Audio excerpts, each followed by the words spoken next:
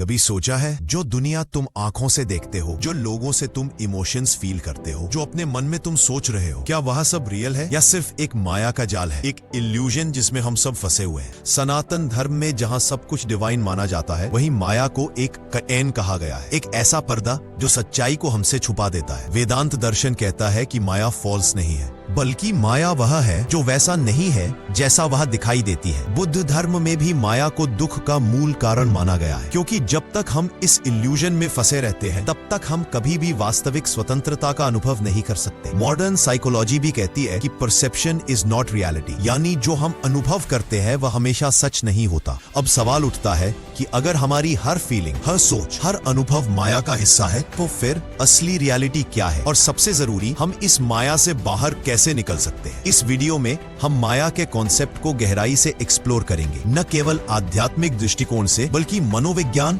और आधुनिक जीवन के नजरिए से भी, ताकि तुम समझ सको कि तुम जो सोच रहे हो, जो अनुभव कर रहे हो, वो सच में तुम्हारा है या सिर्फ माया का खेल। तो तैयार हो जाओ, क्योंकि जो तुम्हें लगता है कि तुम जानते हो, वो सब अब चैलेंज होने वाला है। माया का मतलब होता है इल्यूजन, यानी एक ऐसी चीज जो दिखती कुछ और है लेकिन असल में होती कुछ और है। ये दुनिया, ये लोग, ये इमोशंस, ये सक्सेस और फेलियर, सब कुछ माया का हिस्सा है। माया तुम्हें दिखाती है कि अगर तुम्हें ये मिल गया तो तुम खुश हो जाओगे, लेकिन सच तो ये है कि ये सब अस्थायी है। आज तुम्हें एक चीज खुशी देती है, कल वही चीज बोझ लगने लगती है। भगवत गीता में श्री कृष्ण कहते हैं कि ये जगत एक स्वप्न जैसा है, जो दिख रहा है उससे ज्यादा सच तुम्हारे भीतर छुपा है। जैसे नींद में, सपनों में सब कुछ असली लगता है, लेकिन नींद खुलने पर हम समझ जाते हैं कि वो बस एक इल्यूजन था। ठीक वैसे ही ये संसार भी एक अस्थायी अनुभव है। अब सवाल ये है कि ये इल्यूजन इतना स्ट्रॉन्ग कैसे हो जाता है? आखिर माया हमारे मन पर इतना कंट्रोल कैसे कर लेती है? माया सबसे पहले तुम्हारे मन पर काम करती है। वो तुम्हारे अंदर इच्छाएं जगाती है, ये चाहिए, वो चाहिए, मानो जैसे इन चीजों के बिना तुम अधूरे हो। फिर तुम उन चीजों के पीछे भागने लगते हो, पैसा, पावर, प्यार, अटेंशन।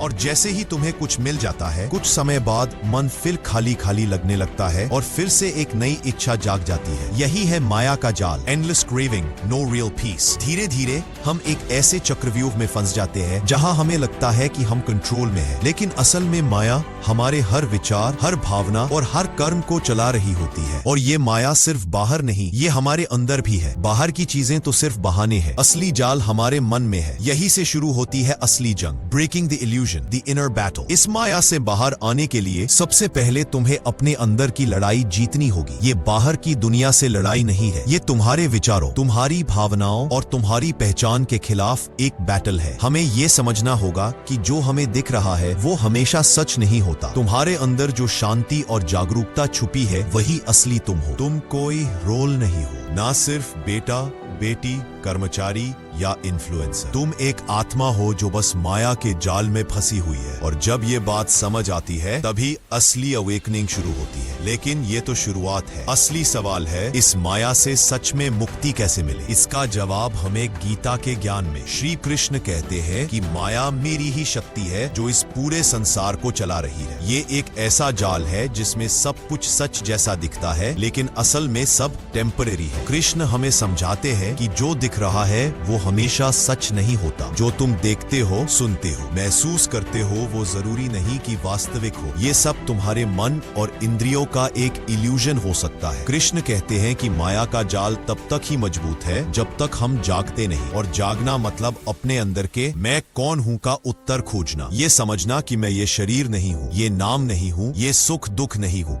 बल्कि मैं तो शुद्ध आत्मा हूँ जो परमात्मा से जुड़ी हुई है। लेकिन सिर्फ समझ लेना काफी नहीं है। श्री कृष्ण कहते हैं कि जो भक्त अपना मन मुझ में लगाता है, मैं उसे माया से पार करा देता हूँ। लेकिन मन लगाना भी एक प्रैक्टिस है, एक डेली जर्नी। अब सवाल उठता है कि हम अपनी रोजमर्रा की जिंदगी में इस माया के पार देखने के लिए क्या कर सकते हैं? इसके लिए कुछ प्रैक्टिकल स्टेप्स हैं। पहला, अवेयरनेस बिल्ड करो। हर रोज अपने थॉट्स को ऑब्जर्व करो। जिस चीज को तुम इतना चेस कर रहे हो उसके बारे में सोचो, क्या वह वास्तव में जरूरी है या सिर्फ माया है? हमारे दिमाग में रोज हजारों विचार आते हैं। मुझे ये चाहिए, उसने ऐसा क्यों कहा, अगर मेरे पास ये होता तो मैं खुश होता। लेकिन सच ये है कि ये सब विचार हमेशा सही नहीं होते। बहुत बार ये सिर्फ इल्यूजन होते हैं जो हमें कंफ्यूज करते हैं। दूसरा, डिटैचमेंट सीखो। डिटैचमेंट का मतलब ये नहीं कि तुम सब कुछ छोड़ दो। इसका मतलब है चीजों का इस्तेमाल करो, उनसे जुड़ो, उनसे प्यार करो, लेकिन उनमें उलझो मत। अंदर से ये याद रखो कि ये सब टेम्पररी है। जैसे पानी का बुलबुला बनता है और कुछ सेकंड में गायब हो जाता है, वैसे ही सुख दुख और वर्ल्डली एक्सपीरियंसेस भी अस्थायी हैं। तीसरा, मेडिटेशन प्रैक्टिस करो। मेडिटेशन कोई फैशन नहीं है, यह एक इनर जर्नी है जहां तुम अपने असली रूप से मिलते हो। रोज कुछ मिनट अपने भीतर जाने की आदत डालो। मेडिटेशन से मन शांत होता है और धीरे धीरे माया का जाल कम होने लगता है। अगर तुम अवेयरनेस, डिटैचमेंट और मेडिटेशन को जीवन में उतार लोगे तो धीरे धीरे इल्यूजन टूटने लगेगा। तब समझ आएगा कि असली खुशी बाहर नहीं है बल्कि तुम्हारे भीतर है। माया से बाहर निकलने का रास्ता सच्ची भक्ति, सच्चा ज्ञान और इनर अवेयरनेस है। तो दोस्तों, यह थी माया की गहराई, स्पिरिचुअल विजडम से लेकर साइकोलॉजी तक, एंशिएंट स्क्रिप्चर्स से लेकर मॉडर्न लाइफ तक। अब सवाल मैं आपसे पूछता हूँ, क्या आपने अपने मैं कौन हूँ का जवाब ढूंढ लिया या अभी भी माया के जाल में फंसे हुए हो? कमेंट में बताना जरूर। अगर ये वीडियो आपको थोड़ी सी भी मददगार लगी तो इसे लाइक करना और शेयर करना मत भूलना। मिलते हैं अगले वीडियो में, तब तक जय श्री